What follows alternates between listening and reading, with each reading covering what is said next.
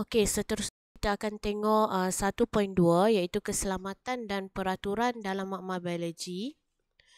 Okey, di sini ada beberapa peralatan perlindungan diri, okey, untuk melindungi diri apabila berlakunya kemalangan dalam makmal biologi.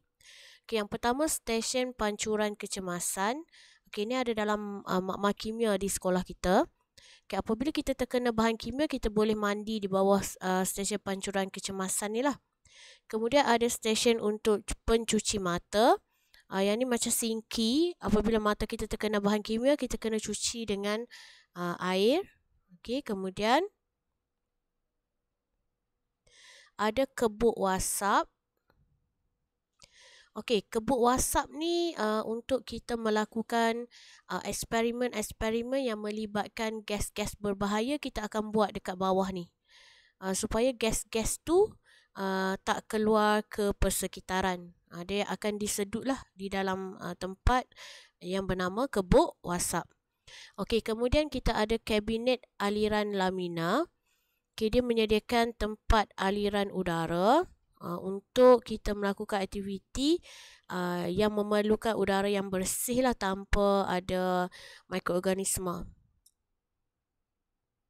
Kemudian kabinet keselamatan biologi menyediakan ruang kerja yang tertutup untuk kita mengkaji bahan-bahan yang telah dicemari patogen. Patogen tu macam kuman yang berbahaya.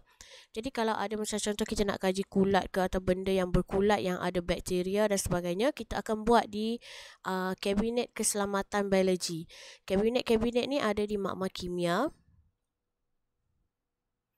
Okay, kemudian dari segi pakaian, kita ada gogal. Gogal tu untuk melindungi mata daripada terkena bahan kimia.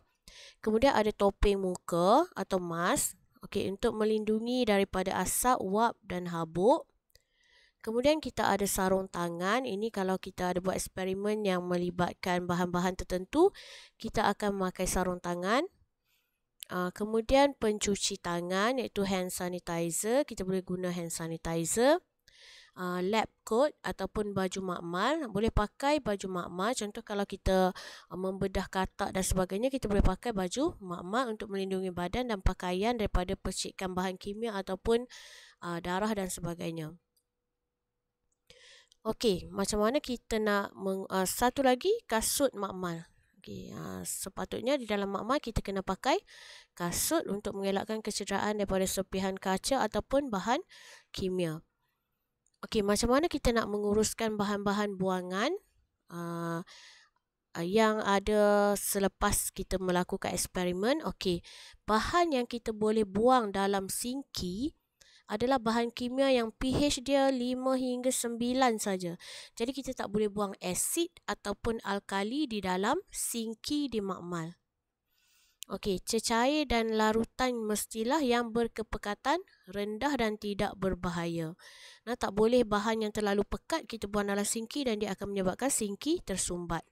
Okey, bahan yang tak boleh dibuang dalam sinki seperti pelarut organik seperti aseton, alkohol, benzena. Okey, ataupun yang tadilah berasid dan berakali.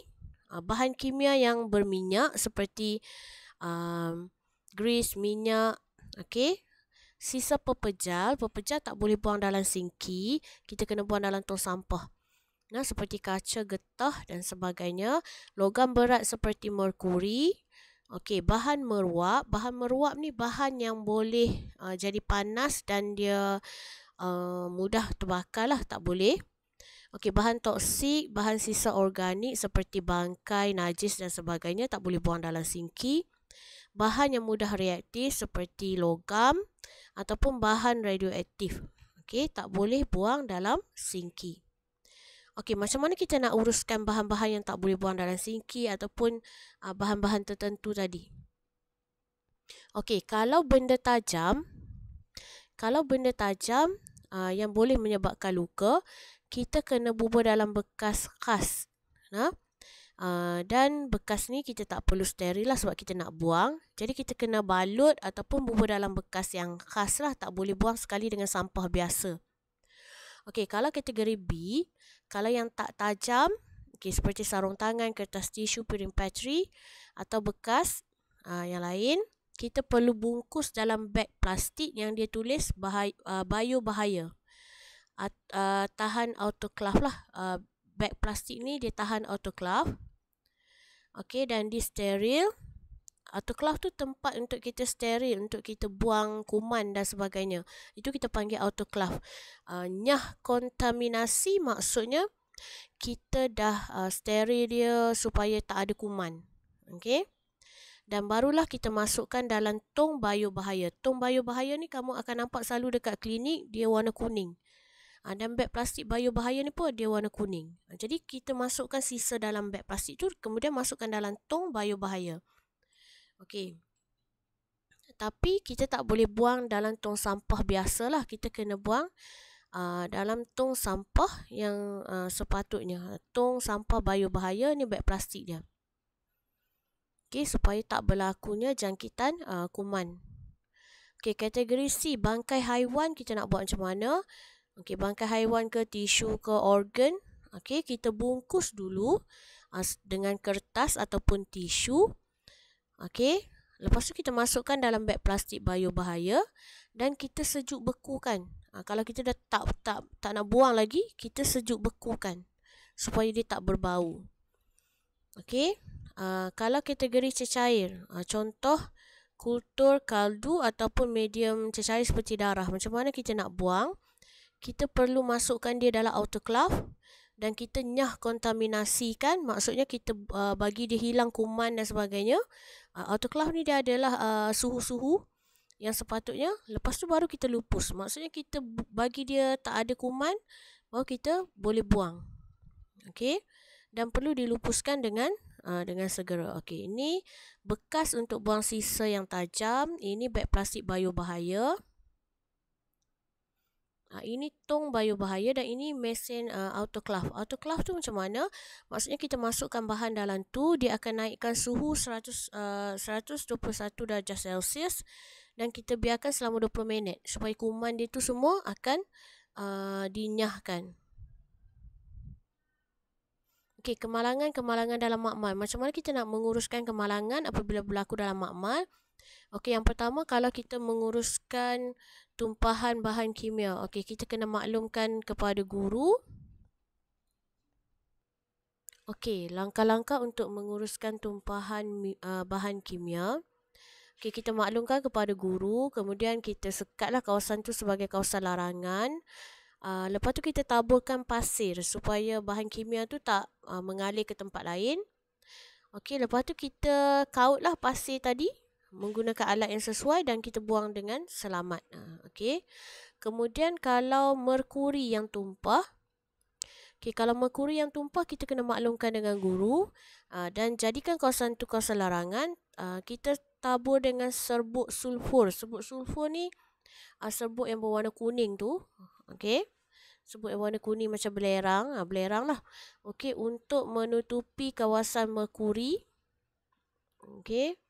Dan kemudian kita kena hubungi pihak bomba lah untuk memastikan tak ada pencemaran merkuri. Sebab merkuri ni dia boleh menyebabkan kanser kalau kita tersentuh merkuri. Okey, apa amalan-amalan dalam makmal biologi? Kita kena berpakaian mengikut kesesuaian dan selamat. Okey, ini peraturan-peraturan dalam makmal. Okey, jangan membuat eksperimen bersendirian tanpa pengawasan. Perlu selalu basuh tangan. Okey, waktu eksperimen jangan bawa benda-benda yang tak berkaitan. Ikutlah pembuangan sisa tu, ikut yang ditetapkan. Okey, dilarang makan dan minum waktu membuat eksperimen. Okey, dan perhatikan simbol-simbol keselamatan lah yang perlu kamu patuhi. Okey, kalau kebakaran kita kena matikan punca elektrik, keluar dari makmal ikut plan kebakaran, hubungi pihak bomba dan kena lebih tenanglah, jangan cemas dan tolak menolak. Okey, jangan ambil barang-barang yang tertinggal, berkumpul di tempat yang ditetapkan di sekolah. Okey, kalau barang-barang kaca yang pecah, kita kena laporkan kerosakan tu kepada guru. Okey, dan kita kena jauhi bahan-bahan kimia yang mudah terbakar dan dilarang menyentuh atau menghidu bahan kimia itulah. Kalau cikgu tak suruh hidu, tak boleh hidu. Nanti dia akan mengalami keracunan dan sebagainya. Kalau guru tak suruh sentuh, jadi tak perlu sentuh.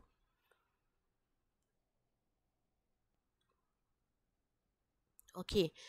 Kalau kita nak mengendalikan spesimen, contoh seperti katak, benda yang hidup lah.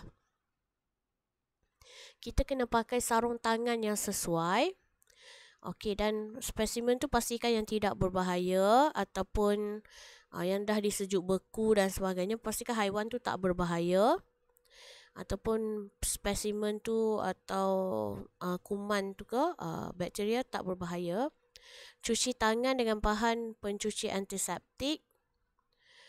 Kemudian kena kemaskan permukaan tempat kerja tu lah, kita kena sanitasi atau kita panggil disinfectant. Kita kena sanitize lah meja-meja yang kita buat tu, takut nanti darah-darah tu akan menyebabkan jangkitan kuman. Okey, bantuan kecemasan, kalau berlaku apa-apa kecemasan, kita kena maklumkan kepada guru, hubungi talian kecemasan, pindahkan mangsa dari tempat kejadian, beri rawatan kecemasan dan jadikan kawasan tu tempat larangan lah supaya pelajar lain tak masuk. Okey, amalan sikap saintifik dan nilai murni. Bila kita belajar di kelas sains, kita kena ada sikap saintifik. Sikap saintifik dan nilai murni. Maksudnya, di sini apa nilai-nilai murni atau sikap yang perlu ada? Kita perlu minat dan ada sifat ingin tahu tentang apa yang kita belajar. Okey, kemudian kita kena jujur dan tepatlah bila kita merekodkan eksperimen tu, kita kena rekodkan dengan tepat dan buat dengan betul. Okey, kita kena rajin dan tabah menjalani kajian, bertanggungjawab terhadap keselamatan diri dan rakan serta alam sekitar. Kita kena menghargai kehidupan yang bersih dan sihat dan menghargai sumbangan sains dan teknologi dan berfikiran kritis dan analitis. Okey, nanti cikgu akan sambung 1.3 berkomunikasi dalam biologi.